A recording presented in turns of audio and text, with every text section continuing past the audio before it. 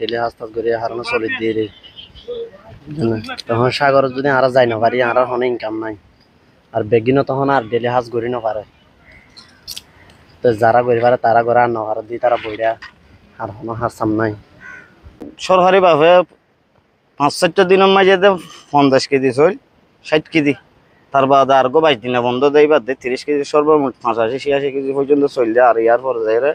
কিছু সরকারিভাবে কিছু আসে নাই তার পরবর্তীতে আমরা দুপচাক গড়িয়ে কষ্টপিষ্ট গড়িয়ে চলি এই এরিয়া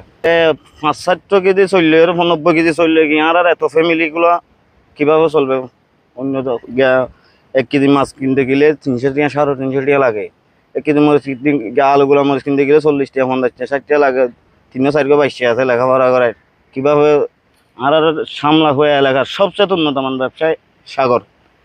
৬০ দিন আর ২২ দিনে ২৭ দিন বন্ধন মাঝে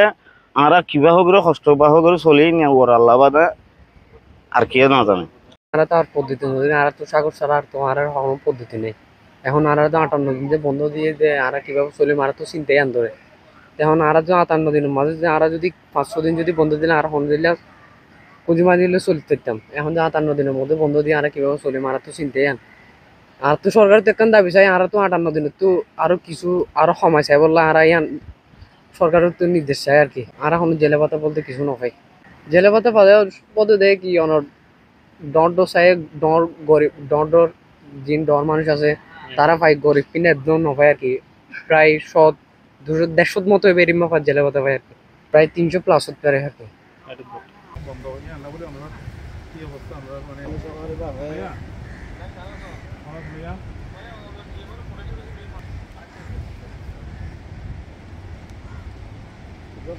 দিন